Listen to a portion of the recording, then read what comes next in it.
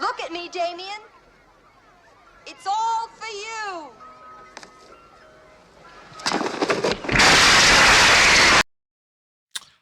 Okay, Friday the 13th final chapter. You've just been dethroned of the greatest kills ever.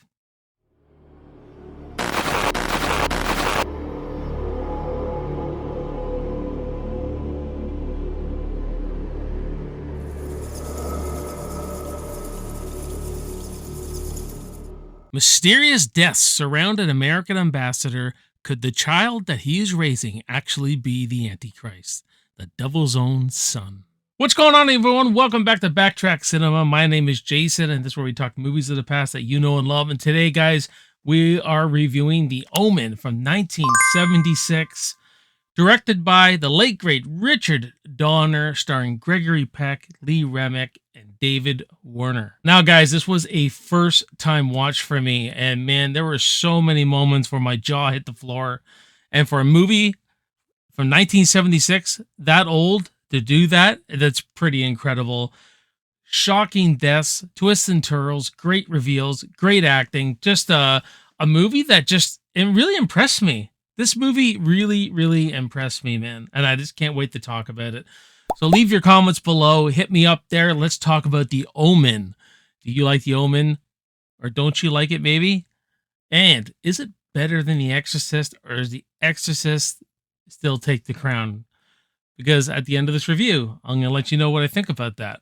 And yeah, so let's get started here. So this movie captures a perfect, consistent tone and this foreboding sense of dread through the whole thing. I got to hand it to Richard Donner, man. Whenever this guy directs a film, he just elevates it so much. And this directing style, the way he can keep those tones consistent, the way he went from genre to genre throughout his career. He does The Omen, a scary satanic film, goes right to Superman, a comic book film.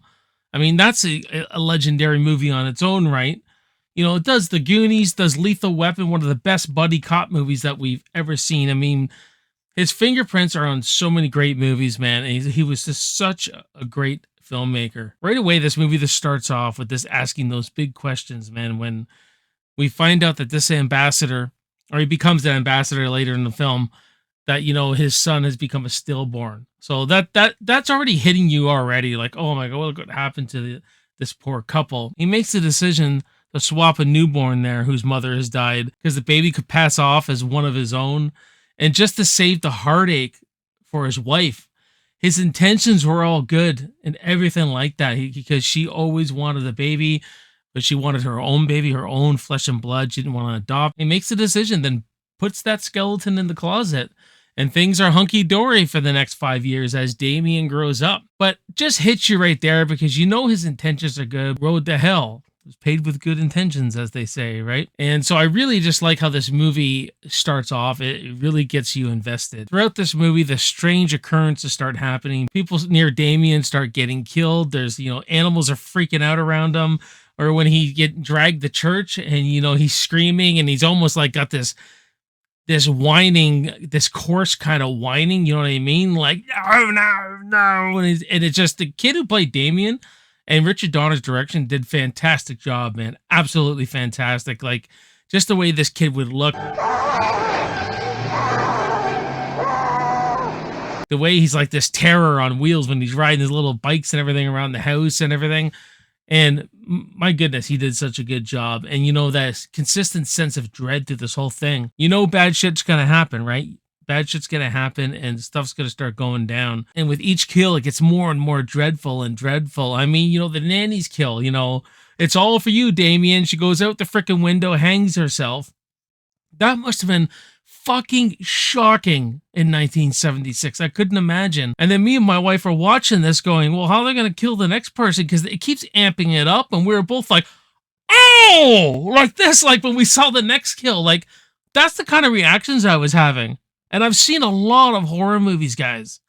I've seen a lot of horror, you know, in my time. And I'm just kicking myself in the ass. I didn't watch this as a kid, but maybe my mom was like, no, he's not watching this one. But with each kill, you know, like the guy, you know, the priest who gets the big spear kind of thing at the top of the church right through him, and David Warner with that sheet of glass. I just can imagine how they had to prep that scene so that sheet of glass went through, his head pops off, decapitation. Just great stuff. And performances, you know, I really liked Gregory Peck in this. Gregory Peck's one of my favorite old time actors. He's one of my, if not my favorite old school actor, you know what I mean? And I loved him in Moby Dick in the 50s.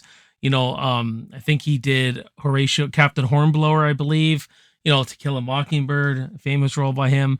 Just loved him in this. You know, this is like his first movie he did after his real life son, you know, passed away. I think you could see his emotional depth as an actor in this movie. And, you know, there's that one moment where they're in that priest's room where he's got the newspapers everywhere. They start revealing and giving you the clues of what's like, this is like Satan's son, you know what I mean? This is the spawn of the devil. And you see Gregory Peck starting to realize that everything's starting to make sense. He starts breathing heavy. He starts breathing heavier and heavier like this, like the sense of anxiety and panic in him, right? And then through the course of this movie is him trying to find out where Damien came from and how this all happened. And there's this huge reveal in this graveyard. I think this is one of the best scenes, if not the best scene in the whole movie. I love graveyard scenes. You put a graveyard in a movie, I'm sold. And, you know, even though it looks, you know, it looks like it's a studio setup, whatever, you know, but it's, you know, the wind blowing. It's like that old school Universal monster shit. They're opening these graves to see what's hidden there. And then they find what ends up being Gregory Peck's son, whereas the son was never dead. The son was murdered. You see a skeleton. There's a hole like where someone's bashed his head in. And my goodness, I was just like, oh, they killed his son, right? They killed his son so he would adopt Damien. It was all manipulated because he's a big ambassador. He's in politics. Damien coming up through the political world. What better way for the son of Satan to influence the world than through politics and all that kind of stuff? I mean, I was just like, what a great scene, man. And the music throughout this movie, the music is haunting and effective, and that really operatic, you know, chilling freaking music, man, that I absolutely love. It reminds me of like Bram Stoker's Dracula from the 90s. You know, that had a great score kind of like that. But this is like way older. Good old Jerry Goldsmith cashing in another great score, man. And that's what I really like about the movie is the story and its mystery. You know, the movie just has a great way of dealing with the reveals and the mystery of it. And it's like it's like a satanic mystery investigation kind of flick, man. And just love stuff like that. It's so good, man.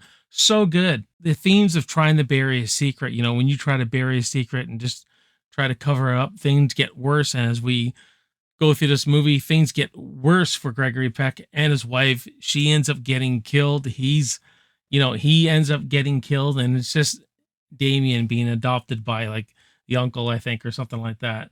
And just fantastic shit, man. This movie was just, I loved it. Absolutely loved this movie. And another character I'd like to talk about is the nanny who replaces the nanny who commits suicide. And she is going to check on Damien. And you think, at first I thought, because she looked so angelic, I thought she was there to watch Damien, and she was like the good side, and Damien's like going to be the bad side thing. She's clearly a Satan worshiper, loyal to Satan and all that, making sure that this child grows up and nothing happens to him. And she was just freaking creepy as hell, man. Definitely brought the creep factor, you know, the good zoom ups on her eyes and stuff like that. And man, just this actress just went for it. Great stuff. But great stuff with the Omen, guys. Just really love this movie. And you know, for me, I'm not saying it's a better film than The Exorcist. The Exorcist absolutely had a great impact, but this one's just more rewatchable, I think, for me, and I just had a better time with it, I think, because The Exorcist, you know, I never saw it as a kid, and when I watched it later, I never found it as scary as people made it out to be. But I love a lot of things about The Exorcist. Exorcist is a great movie, guys. I'm not saying it's bad or anything, but I guess this one no one talked about. I never heard a lot of people talk about The Omen. It was like overshadowed by The Exorcist, and I just enjoyed it so much, man. So I'm going to give The Omen from 1976 a B+. What about you guys? Let me know in the comments below what you think of this review. and what you think of The Omen. Let's talk about The Omen. If you're feeling adventurous, go down the rabbit hole. Check out my other horror reviews I've done this month, keeping up the theme of 70s horror, and we can talk about that too. Just go down the rabbit hole, click on the videos, have fun on the channel, all that. I just want to talk with you guys about movies. I will see you next time. My name is Jason. You're watching Backtrack Cinema, and I will see you in the movies. Cheers.